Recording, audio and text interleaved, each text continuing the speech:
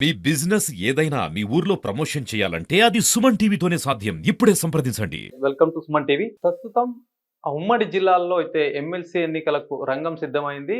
ఉమ్మడి నిజామాబాద్, కరీంనగర్, మెదక్, ఆదిలాబాద్‌కి సంబంధించి కూడా పట్టభద్రుల ఎమ్మెల్సీ, తర్వాత ఉపాధ్యాయుల ఎమ్మెల్సీ సంబంధించి కూడా భారీ ఎత్తున నామినేషన్స్ వేస్తున్నారు. కరీంనగర్‌లో ఇప్పటికే కూడా స్వతంత్ర అభ్యర్థులతో పాటు పార్టీ క్యాండిడేట్లు కూడా నామినేషన్స్ వేస్తున్నారు. గత 5 రోజులుగా దాదాపుగా 49 నామినేషన్‌లయితే దాఖలయ్యాయి. దీంట్లో ఒకసారి పట్టభద్రుల ఎన్నికలకు సంబంధించినటువంటి చూస్తే పట్టభద్రుల ఎమ్మెల్సీ క్యాండిడేట్ బీజేపీ నుంచి అయితే అంజిరెడ్డి నామినేషన్ వేశారు.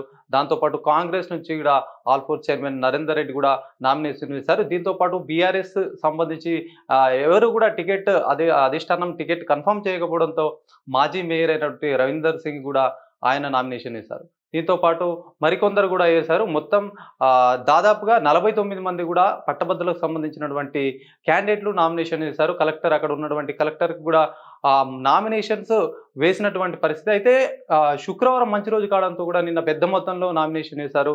దీనికి సంబంధించి కూడా ఇప్పటికే నామినేషన్స్ ప్రక్రియ కూడా అదైతే శనివారం, ఆదివారం కూడా సెలవు ఉండడంతో సోమవారం కూడా భారీ ఎత్తున ఇంకా పెద్ద మొత్తంలో చాలామంది వస్తారని కూడా ఆశిస్తున్నటువంటి పరిస్థితి ఉంది. అయితే చాలా మట్టుకు కూడా సమయం సరైన సమయంలో రాకపోవడంతో కూడా వెనుదిరుగుతున్నటువంటి పరిస్థితి కూడా ఉన్నట్టు తెలుస్తా ఉంది. అయితే దీనికి సంబంధించి మరోవైపు చూసుకున్నట్లయితే పట్టభద్రులతో పాటు ఏదైతే టీచర్స్ సంబంధించినటువంటి ఎమ్మెల్సీ క్యాండిడేట్లు కూడా దీనికి బీజేపీ ఇప్పటికే ఖరారు చేసింది. BJP సందర్భించి Malka Komaraiah already nomination వేశారు. మరి పీఆర్టీఎం నుంచి మహేందర్ రెడ్డి కూడా నామినేషన్ వేశారు.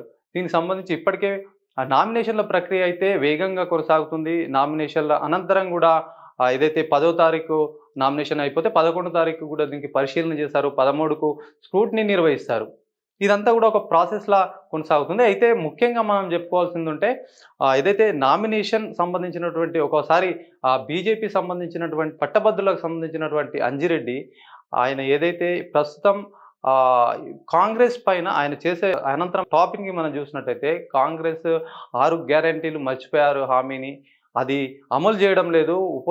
ఏదైతే దీనికి సంబంధించినటువంటి ప్రతి ఒక్క స్టూడెంట్ కూడా ఖచ్చితంగా ఈసారి కాంగ్రెస్ పైన కూడా ఏదైతే ఉన్నటువంటి విశ్వాసం కోల్పోయారని చెప్పేసేసి కూడా చెప్తున్నారు. తమే ముందంజలో ఉంటామని చెప్తున్నారు. దీనికి సంబంధించి కాంగ్రెస్ అభ్యర్థి ఆల్ఫోర్స్ చైర్మన్ అధినేత నరేందర్ రెడ్డి సైతం కూడా తన పైన కాంగ్రెస్ పార్టీ విశ్వాసం ఉంచి టికెట్ ఇచ్చింది కాబట్టి ఖచ్చితంగా గెలిచి తను చూపిస్తానంటూ కూడా ఒకవైపు వాళ్ళు చెప్తున్నటువంటి పరిస్థితి ఉంది. అయితే దీని మొత్తం ఏదైతే నామినేషన్ అయిపోయిన తర్వాత కాంగ్రెస్ సంబంధించినటువంటి నరేందర్ రెడ్డి నవరత్నాలనే ఒక మేనిఫెస్టోని కూడా విడుదల చేస్తానని చెప్తున్నారు.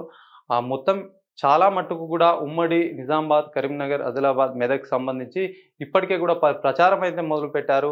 మరి ప్రచారం గడువు కూడా దగ్గరకు వస్తున్న నేపథ్యం కూడా స్పీడ్ పెంచినటువంటి పరిస్థితి ఉంది.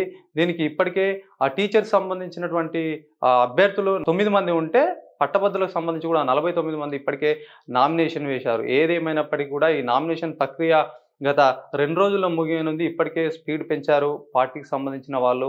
పెద్ద మొత్తంలో కూడా స్వతంత్ర అభ్యర్థులు సైతం ఈ పోటీకి సిద్ధమని చూస్తున్నటువంటి వేళ మరికొన్ని రోజుల్లో దీనికి సంబంధించినటువంటి పరిస్థితి ఎలా ఉండబోతుందో వేచి చూడాల్సిన అవసరం ఎంతైనా.